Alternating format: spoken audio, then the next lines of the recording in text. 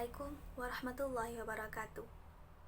Alhamdulillah, alhamdulillahirabbil alamin, wa bihi nasta'inu ala umuri dunya waddin.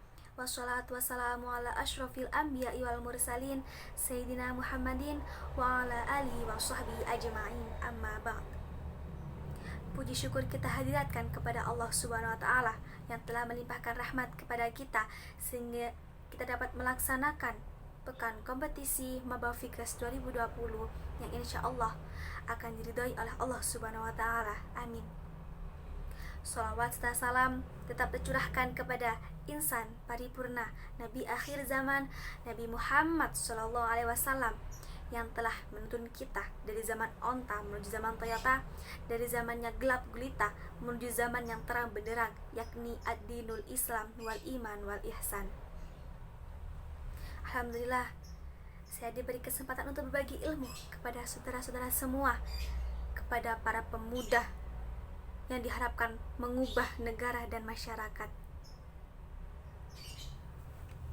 Jadilah pemuda yang diidamkan oleh bumi. Kenapa harus menjadi idaman bumi? Kenapa tidak menjadi idaman para malaikat yang menjaga indahnya surga, atau menjadi idaman para kaum Hawa dan Adam yang di luar sana, atau menjadi idaman para calon ibu mertua? Tidak, tidak saudaraku. Lihatlah bumi saat ini. Lihatlah bumi sedang sakit. Bumi yang sedang terkena virus corona COVID-19. Bumi sedang hancur, sedang rapuh. Kita sebagai pemuda harus mendukung bumi untuk tetap kokoh, tetap sehat. Kita sebagai pemuda harus dapat menjaga lingkungan kita, bukan? Saat kalian berada di suatu tempat yang sangat kotor, apakah itu membuat para pemuda menjadi nyaman? Apakah itu membuat kalian untuk betah tinggal di tempat itu? Tidak, bukan? Tempat itu kotor dan penuh penyakit.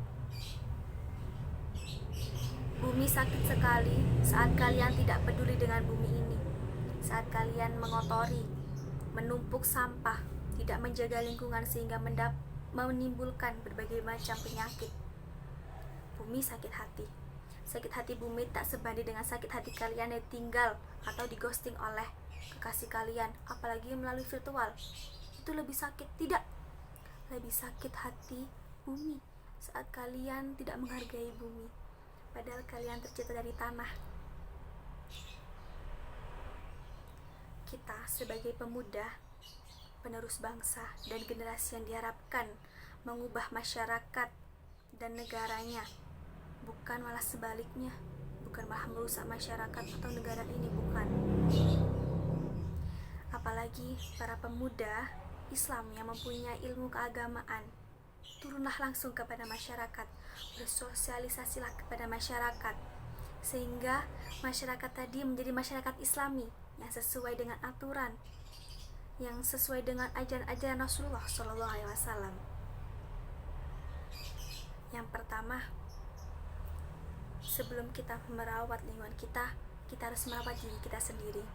Contohnya, kita mengabadikan wudhu, kita menjaga wudhu kita menjaga bagaimana diri kita tetap suci. Saat diri kita suci, berarti kita harus menjaga pakaian kita untuk tetap bersih, tidak ada najis yang menempel pada pakaian kita. Seperti hadis an-nadhafatul minal iman, yang artinya kebersihan adalah sebagian dari iman. Menjaga kebersihan adalah iman. Allah menciptakan kita untuk agar kita melaksanakan apa yang diperintahkan oleh Allah dan menjauhi larangannya. Iman adalah perintah Allah. Kebersihan adalah sebagian dari iman. Jadi jika kita menjaga kebersihan, berarti kita iman kepada Allah. Jika kalian tidak menjaga kebersihan, berarti kalian tidak iman kepada Allah, bukan?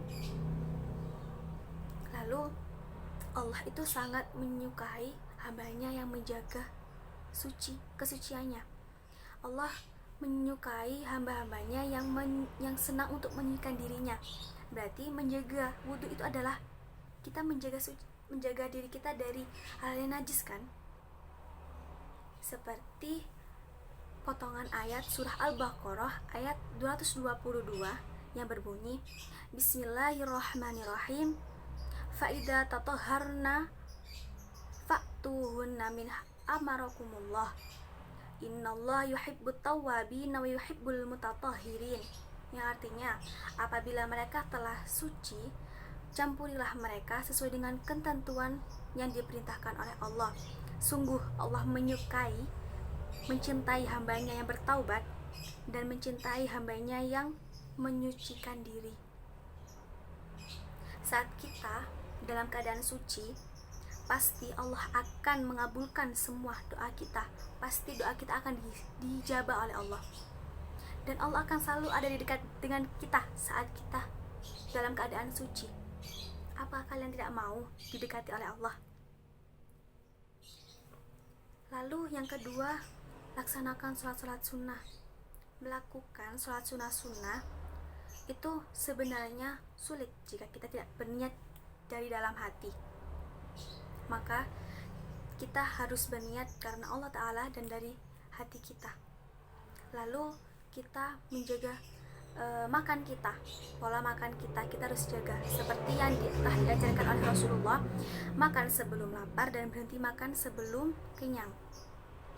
Agar apa? Agar saat kita beribadah kepada Allah, kita tidak menjadi malas dan tubuh kita tetap fit. Lalu yang terakhir adalah kita berpuasa sunnah. Puasa sunnah itu sangat luar biasa dampaknya bagi tubuh kita. Lalu kita sebagai pemuda yang sangat diharapkan mengubah masyarakat menjadi lebih baik, harus kita lakukan. Contohnya kita masuk ke dalam organisasi ibu-ibu PKK. Bagaimana cara kita mengolah sampah ini, bagaimana kita harus hidup sehat seperti ini. Lalu para pemuda, bagaimana kita mengajak para pemuda yang lain yang hanya diam di rumah untuk bergotong royong bersama bapak-bapak. Kita sebagai pemuda itu sebagai penerus mereka. Jika mereka semua, bapak-bapak atau ibu-ibu yang aktif melaksanakan organisasi atau aktif melaksanakan untuk menjaga lingkungan, lalu siapa yang akan meneruskan mereka jika bukan kita? Kita sebagai pemuda itu meneruskan kegiatan mereka yang telah mereka lakukan dari dulu. Mereka juga mewarisi dari bapak-bapak yang sebelumnya, ibu-ibu yang sebelumnya. Berarti kita sebagai pemuda juga harus melaksanakan hal itu. Cukup sekian dari saya. Wabillahi taufiq wal hidayah. Wassalamualaikum warahmatullahi wabarakatuh.